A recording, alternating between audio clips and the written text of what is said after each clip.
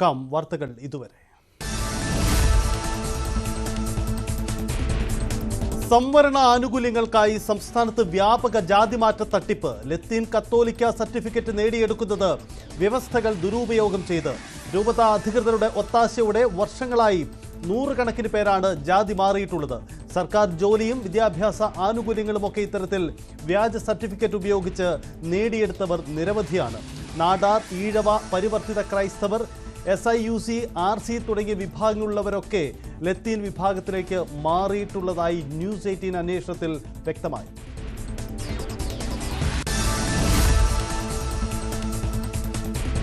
CPM സംസ്ഥാന secretary MV ഗോവിന്ദന്റെ സന്ദർശനം വിവാദമായിരിക്കെ പ്രതികരണവുമായി ജോത്സ്യൻ മാധവ പൊതുവാൾ. MV ഗോവിന്ദന്റേത് സൗഹൃദ സന്ദർശനമായിരുന്നു. സന്ദർശനം വിവാദമാക്കിയതിൽ വിഷമമുണ്ട്. സംഭാഷണത്തിൽ പോലും ജ്യോതിഷം കടന്നു വരാറില്ല. ആരാണ് ഫോട്ടോയെടുത്ത് പ്രചരിപ്പിച്ചതെന്ന് അറിയില്ലെന്നും മാധവ പൊതുവാൾ ന്യൂസ് 18നോട്.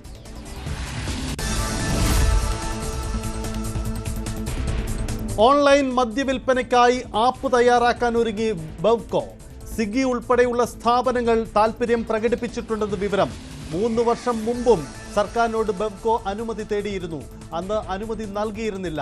ഓൺലൈൻ വിതരണം ആരംഭിച്ചാൽ 2000 കോടിയുടെ വരുമാന വർധനവുണ്ടാകുമെന്ന് കണക്കുകൂട്ടൽ.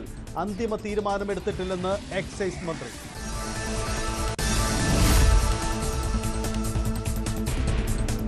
വൈദ്യുതി ബില്ല് ഉയർത്തേണ്ട സാഹചര്യം നിലവിലില്ലെന്ന് മന്ത്രി കെ കൃഷ്ണൻകുട്ടി.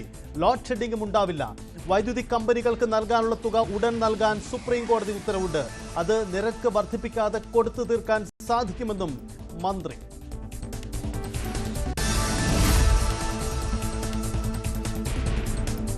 കണ്ണൂർ സെൻട്രൽ ജയിലിൽ നിന്നും മൊബൈൽ ഫോൺ കണ്ടെടുത്തു. ഉത്തരമേഖല DIGയുടെ നേതൃത്വത്തിൽ നടത്തിയ പരിശോധനയിലാണ് 3 ഫോണുകൾ കണ്ടെത്തിയത്. ന്യൂ ബ്ലോക്കിന് സമീപം ടാങ്കിനടിയിൽ ഒളിപ്പിച്ച നിലയിലായിരുന്നു ഫോണുകൾ. ജയിൽ സൂപ്രണ്ട് K വേണുവിന്റെ പരാതിയിൽ പോലീസ് കേസെടുത്തു.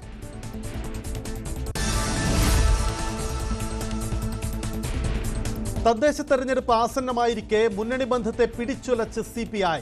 തിരുവനന്തപുരം ജില്ലാ സമ്മേളനത്തിൽ CPMനെ കടന്നാക്രമിച്ചതിന് പിന്നാലെ കോട്ടയം ജില്ലാ സമ്മേളനത്തിൽ കേരള കോൺഗ്രസിനെയും രൂക്ഷമായി വിമർശിച്ചും പരിഹസിച്ചും CPI.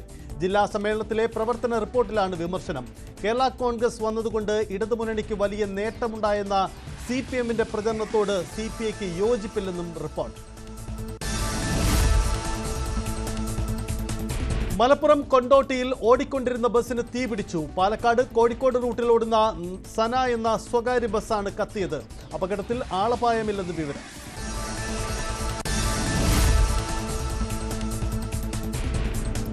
എടവണ്ണ കൊയിലാണ്ടി സംസ്ഥാന പാതയിൽ നിയന്ത്രണം വിട്ട കാർ ഇലക്ട്രിക് പോസ്റ്റിലിടിച്ചു മറിഞ്ഞു. അരീക്കോട് കാരിപ്പറമ്പ് സ്വദേശിയുടേതാണ് വാഹനം. കാർ പലതവണ തലക്കീഴായി മറിഞ്ഞു വീണു.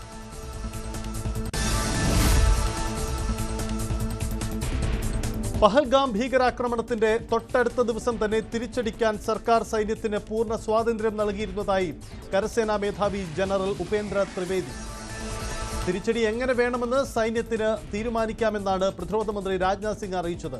അത്തരത്തിലുള്ള ആത്മവിശ്വാസവും രാഷ്ട്രീയ ദിശാബോധവും വ്യക്തതയും ആദ്യമായിട്ടാണ് നേരിൽ കണ്ടതെന്നും ജനറൽ ദ്വിവേദി.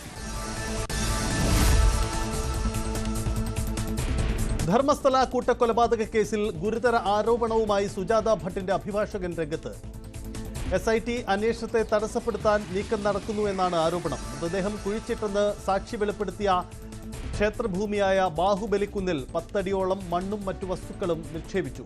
തെളിവ് നശിപ്പിക്കുന്നതിന്റെ ഭാഗമായിട്ടാണ് നടപടിയെന്നും അഭിഭാഷകൻ.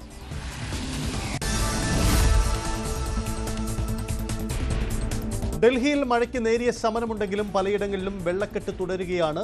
റോഡ് ഗതാഗതത്തിന് പുറമെ വ്യോമ ഗതാഗതത്തെയും മഴ ബാധിച്ചു. 300-ലധികം വിമാന സർവീസുകൾ വൈകി. അടുത്ത 2 ദിവസം കൂടി മഴ തുടരുമെന്ന് കാലാവസ്ഥാ വകുപ്പിന്റെ അറിയിപ്പ്.